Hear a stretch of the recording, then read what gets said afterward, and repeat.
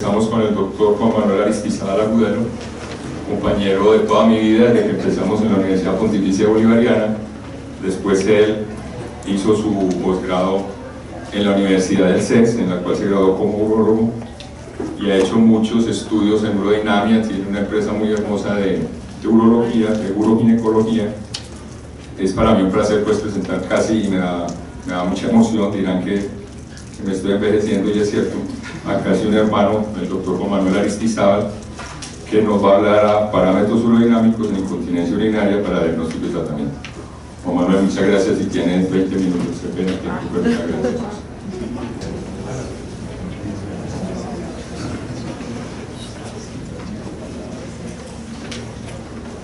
Bueno, buenas tardes. Para quienes no me conocen, Juan Manuel Aristizábal, médico bolivariano, urólogo del CES.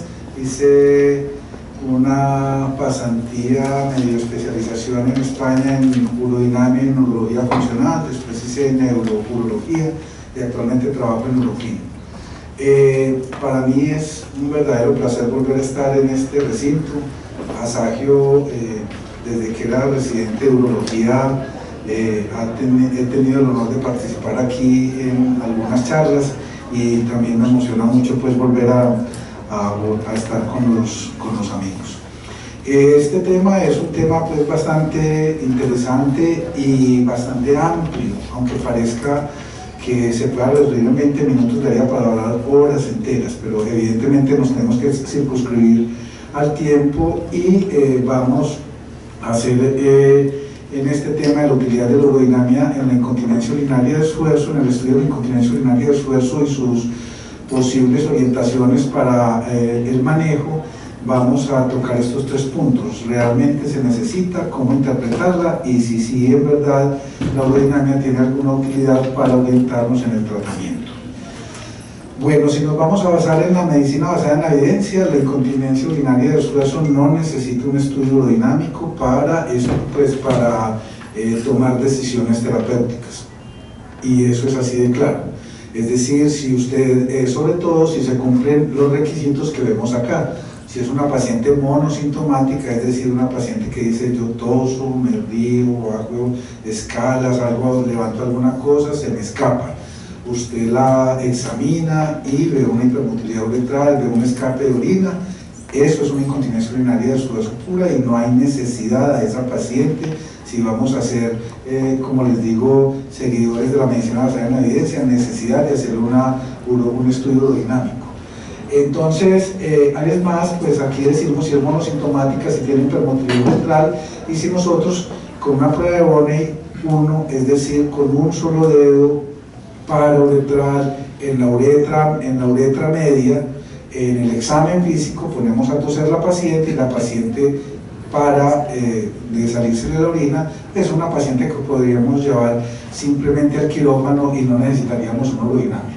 Pero si la paciente es polisintomática, es decir, si tiene al examen físico, a la historia clínica, signos de hiperactividad vesical, polaquiuria, nicturia, si no tiene hipermotilidad en la uretra, si usted al utilizar la prueba de Bonney con un solo dedo, la paciente sigue orinándose, pero si le hace con dos dedos, o sea, a nivel parauretral, un Bonney 2, y la paciente en ese sentido, en ese momento, para la orina, o le hace un test de Ulsten, que es colocando el dedo debajo de la uretra y para la orina, esa paciente posiblemente no es una incontinencia urinaria simple. Si la paciente está acompañada de otras patologías pélvicas como el prolapso, si tiene terapias o cirugías previas que ya le han hecho, es la tercera, cuarta vez que la van a operar de incontinencia, o como dicen olímpicamente todas las publicaciones, considerar siempre la urodinamia cuando se va a hacer un tratamiento invasivo, pues quiere decir que hágasela a todas las que usted piensa que va a operar, se contradicen ellos mismos. Entonces, serían los casos para los cuales hacer urodinamia en una paciente con incontinencia de esfuerzo sería pensable.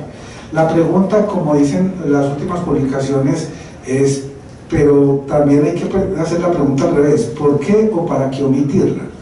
Entonces es como si nosotros nos dijéramos cuántas discrasias sanguíneas hemos encontrado, cuántos trastornos de la coagulación en los paraclínicos, los prequirúrgicos de una paciente que vamos a llevar a cirugía, y lo seguimos pidiendo. Y esto, que es una cirugía funcional, no es estética, es para corregir un problema de función, ¿por qué omitirla? Entonces la literatura lo ha dicho claramente, porque es muy costosa y porque es invasiva. Entonces lo de muy costoso en Colombia no tiene sentido, ¿cierto? Porque una urodinamia en los países del área andina cuesta alrededor de 600, 700 mil pesos, y aquí las EPS pagan 80.000. Entonces, y se las hacen gratis a la gente, y la privada vale 150 y pico, creo, no sé cuánto vale. Entonces, porque yo trabajo en EPS, entonces, pero no es costosa. Y lo de la invasividad, pues como le digo, queda a criterio del médico considerar si para tener un resultado funcional vale la pena tener o no un examen que se considera invasivo. Entonces, ¿cómo interpretarla? Muy importante las expectativas versus la realidad. Es decir, todo el mundo que manda, bueno, todo el mundo no es así. Muchas personas que mandan una urodinamia piensan que la urodinamia es la que le va a resolver el problema de diagnóstico y tratamiento de su paciente. Y desgraciadamente, y me han dicho que aquí hay residentes, eso pues es muy importante que quede claro, ni la historia clínica ni el examen físico van a pasar de moda jamás, y ahora veremos unos casos que son realmente impresionantes. Entonces, la urodinamia no resuelve todos los problemas, y sobre todo una cosa muy paisa que lo vivimos todos los días, doctor, es que no me cuadra. Es que la urodinamia no está hecha para cuadrar. La urodinamia es el registro que emana de un paciente y que queda plasmado en una gráfica y que no se puede modificar. Yo, por más que quiera modificar una gráfica de una urodinamia, es imposible. Puedo interpretarla distinto que decir barrabasadas, pero lo que hay en la gráfica es una foto de lo que hay en el paciente, y por lo tanto es un fiel reflejo de lo que está sucediendo en ese paciente, en ese instante. Por eso decimos que no se nos puede olvidar que es una instantánea miccional, es como una foto. Ahí tampoco podemos decir que está revelada toda la verdad de toda la vida, de cada momento de los pacientes. Por eso existe urodinamia Holter, porque hay algunos pacientes a los que hay que hacerle un Holter urodinámico para descubrir algunas cosas que en una urodinamia estática no se puede ver. Ahora, ¿qué es lo que hace la urodinamia? Reproduce artificialmente el ciclo miccional, artificialmente.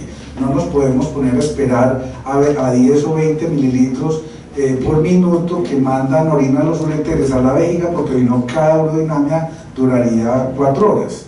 Entonces eso también es un factor de error que hay que tenerlo en cuenta, porque la urodinamia por eso no es 100% precisa. Y sin embargo, desde el punto de vista funcional, es el mejor examen que tenemos para estudiar el almacenamiento y el vaciamiento de orina. Y no se nos olvide que la incontinencia generalmente es una alteración de la fase de almacenamiento de orina. Quien es capaz de almacenar orina será continente, quien no es capaz de almacenar orina será incontinente. Y la urodinamia nos dibuja las 3 fases del ciclo miccional en el almacenamiento, y por eso es que no hay una cosa mejor hasta el momento, esperamos que aparezca. ¿Cuándo una videourodinamia? Está claro que la videourodinamia es una urodinamia que aporta imágenes del tracto urinario inferior, y por eso da más información que una urodinamia estándar. ¿Pero para qué? O sea, ¿cuál información da más? Y esto es muy importante, como le digo, porque la urodinamia, según la Sociedad Internacional de Continencia, pasa a videourodinamia en estos casos claros. Cuando una paciente con incontinencia urinaria tiene una vejiga neurógena, cuando una paciente con incontinencia urinaria de esfuerzo, pues un paciente con esto y es un niño, cuando tiene infecciones urinarias desde la infancia, porque es posible que haya un reflujo vesicoureteral que podamos descubrir en esta videourodinamia, cuando hay un trastorno severo del vaciamiento.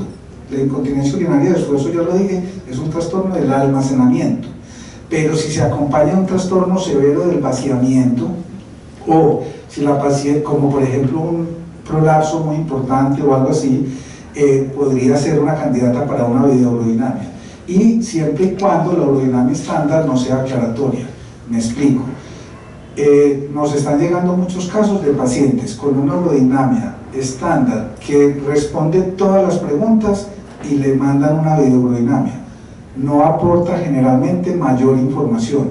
Es una herramienta espectacular para los casos en los que está escrito, pero no se nos puede quedar la idea que una incontinencia urinaria de esfuerzo es mejor estudiada con una videourodinamia que con una urodinamia simple.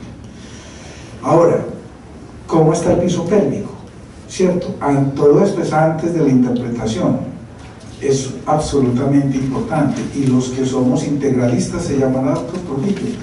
Los que nos cambió la vida la teoría integral de la continencia, entendimos desde el año 93 que salió que habían muchos factores a nivel del piso pélvico que influían en la incontinencia urinaria.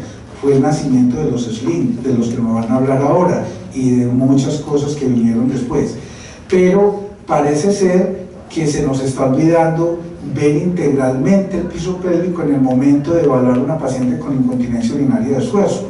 Y entonces, por ejemplo, hemos tenido casos como este de nuestra cosecha, en la cual una señora llegó hasta un neuroestimulador por una incontinencia urinaria mixta, donde con un SLIM le resolvieron su problema de incontinencia urinaria de esfuerzo, pero seguía con la incontinencia urinaria de urgencia. Y lo que tenía, cuando la revisamos nosotros, era un prolapso de cúpula que, como en la teoría integral sabemos, hay una relación importante entre la inestabilidad vesical y los defectos del piso pélvico. Se corrigió y esto lleva pagado 6 años y la señora quedó bien, porque no la habían examinado, no se había visto ese prolapso. Entonces, por eso hay que ver integralmente el piso pélvico. La urodinamia que ustedes están recibiendo está bien hecha, por eso es tan importante en los centros a donde van los residentes que se les enseñe urodinamia. ¿Llevamos 10 o faltan? Faltan 10. Ya ves, estamos terminando, gracias. Entonces, es muy importante. A simple vista estas urodinamias son iguales, pero tienen una diferencia enorme, y eso ustedes lo pueden ver en las urodinamias que reciben. En esta urodinamia no se tiene en cuenta la presión estática, o sea, no se le hace la calibración adecuada al equipo, y no se le tiene en cuenta la presión estática del abdomen, que es esencial para medir puntos de presión de escape. Esta urodinamia sí lo tiene. Fijémonos cómo la raya de base empieza por encima del 0. Cuando ustedes reciban una urodinamia así, es mejor que la sigan leyendo, porque no es una urodinamia bien hecha desde el principio. No se le hace el test para saber si las presiones, las ondas se están registrando bien, si se tuvo en cuenta la presión estática. Entonces es muy importante que en el entrenamiento de ginecología se pase por un servicio de urodinamia, porque a ustedes son los que les llega esto y puedan interpretar la gráfica, que es la que nunca miente, no lo que les dice el que nosotros, que somos los que estamos reportando. Bueno, ¿cómo clasificar urodinamicamente la incontinencia urinaria? Pues entonces teníamos toda la clasificación de Oliver. Recordemos, la 0 es aquella que la paciente dice que la tiene, pero no se la demostramos de ninguna manera. Que la tipo 1 es aquella la que llamábamos antes de grandes esfuerzos y grandes volúmenes, una paciente sin hipermotilidad uretral que pierde orina a grandes presiones y con grandes volúmenes. La 2, cuando tiene hipermotilidad uretral y prolapso, la 2A o la 2B, y la 3, cuando tengan o no tengan prolapso, el problema está en el esfínter. ¿Cuál es la realidad con la clasificación de Blaivas? Que fue descrita como videourodinamica, y entonces en el mundo, todo el mundo la empezó a utilizar sin tener videourodinamia, y eso es un pecado que hay que confesar ahora que nos vamos para la Feria de las Flores. Entonces, cierto, entonces uno dice una urodinamia estándar 2A, 2B, no está bien eso, pero es, digamos, la manera de clasificarla. Pero en realidad hoy se está dirigiendo más. Usted, después de la llegada de los SLIM, ¿es un problema esfinteriano o es un problema de hipermotilidad uretral? Y con eso usted empieza a definir tratamientos. Ahora, Lo importante más que en esto, que fue en lo que nos enfrascamos muchos años, en la urodinamia lo que hace realmente es, fuera de decir si tiene o no incontinencia de esfuerzo, que eso se ve en la mayoría de las pacientes, es decir, si hay otra cosa, si hay hiperactividad, si hay obstrucción, si hay hipocontractilidad o si tiene problemas de la vejiga, porque entonces eso sí es lo que nos va a empezar a tomar a hacer diferencias, ya estoy terminando, en la orientación hacia el tratamiento. ¿Por qué? Porque, por ejemplo, tenemos este caso de una incontinencia urinaria mixta, pierde orina con la tos, aunque tiene contracciones involuntarias, no pierde orina con las contracciones involuntarias. Está demostrado en todos los artículos que esta paciente usted le puede poner un sling y esta paciente en un 70% de las veces va a mejorar de su hiperactividad. Entonces, esta paciente no necesita, como vemos muchas veces, empezar con anticolinérgicos, pasar al mirabegrón, ponerle botos y la señora, doctor, me sigo mojando cuando toso. Había que operarla desde antes. Caso distinto a esta, ¿cierto? Que pierde orina tanto con la tos como con las contracciones involuntarias. A esta señora habrá que ponerle el sling, hacerle el láser, o ahora que están reviviendo el Borch, Dios me libre, pero hay que hacerle algo para la incontinencia urinaria de esfuerzo, pero adviértale que la incontinencia de urgencia, si no mejora, podría empeorar, y entonces ahí es donde usted se salva, porque si no le dice esto antes y no lo conoce, va a decir, doctor, quedé mal operada. Listo. O, ¿qué me dicen de este caso? Una paciente con una obstrucción, pierde orina con la tos, pero tiene una obstrucción. Ustedes saben que cuando hay flujos menores de 10 o 12 mililitros por minuto en mujeres, por ejemplo, es muy distinto a esta paciente ponerle un sling transobturatriz que decidir ponerle, por ejemplo, un Remex, ¿cierto? Porque entonces esta paciente va a empeorar su problema obstructivo. Entonces fíjense cómo podemos empezar a decidir con una urodinamia si le va a tratar la incontinencia de esfuerzo, pues le pongo un TOT o le pongo un Remex, o bueno, un sling reajustable para no decir marcas. Entonces aquí empieza a ayudarnos bastante en esto. O, ¿qué les parece este caso? Señora, tosa y se le escapa la orina, es una incontinencia urinaria de esfuerzo, pero lo que tiene es un detrusor hipocontráctil. Entonces esta señora lo que está orinando es por rebosamiento. A los 600 centímetros, claro, la vejiga está así, pestañea y se le sale la orina, pero porque está así.